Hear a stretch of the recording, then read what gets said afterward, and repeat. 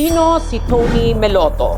Siya lang naman ang founder ng Gawad Kalinga, isa sa pinakakilalang mukha ng nation building at poverty alleviation sa Pilipinas. At ngayon, inaresto siya matapos maglabas ng warrant of arrest ang korte para sa 2 bilang ng qualified trafficking in persons. Hindi ito sexual harassment, hindi acts of lasciviousness, hindi rin rape. Qualified trafficking. At dito nagiging mabigat ang kaso. Ayon sa mga complainants, sila ay dating beneficiaries ng isang youth development program at umano'y naging biktima ng sexual exploitation habang nasa ilalim ng impluensya, otoridad at control ng organization. Sa ilalim ng Anti-Trafficking in Persons Act, hindi kailangan may bentahan ng tao para magkaroon ng trafficking. Kapag may alegasyon ng sexual exploitation ng sinamahan ng abuse of authority, influence, trust, o vulnerability, maari itong pumasok sa definition ng trafficking sa batas. At ayon sa Department of Justice, ang ebidensyang naisumite ay sapat upang magbigay ng reasonable certainty of conviction ang kasalukuyang pamantayan ng mga prosecutor bago magsampa ng kaso sa hukuman. Pagdating naman sa korte, nakakita ang hukom ng probable cause upang maglabas ng warrant of arrest. Kaya siya naaresto. At bakit non-bailable? Dahil ang qualified trafficking ay may parusang life imprisonment.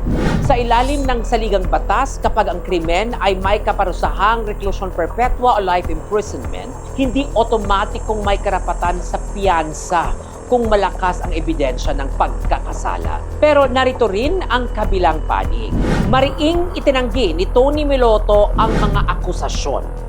Tinawag niya itong isang demolition job. Ayon sa kanya, ang mga complainants ay kusang sumasama sa mga biyahe, events at activities ng organization.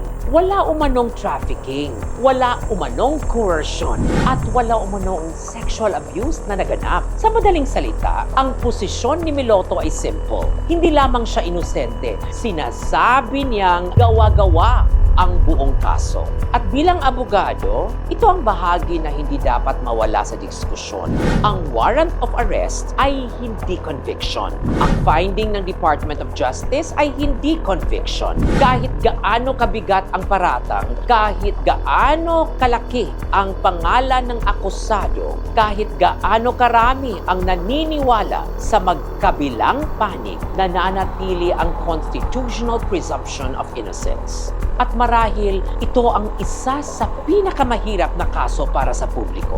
Dahil hindi lamang ito banggaan ng mga alegasyon. Ito rin ay banggaan ng reputasyon, ng kredibilidad ng mga complainants at ng legacy ng isang taong matagal na itinuturing na simbolo ng serbisyo sa mahihirap. Sa huli, hindi social media ang magdedesisyon, hindi headlines, hindi emotion. Ang tanong ngayon ay hindi kung sino si Tony Meloto noon. Ang tanong ay kung ano ang kayang patunayan ng ebidensya sa korte.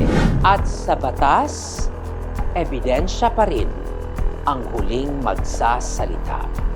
Another day, another Regal POV.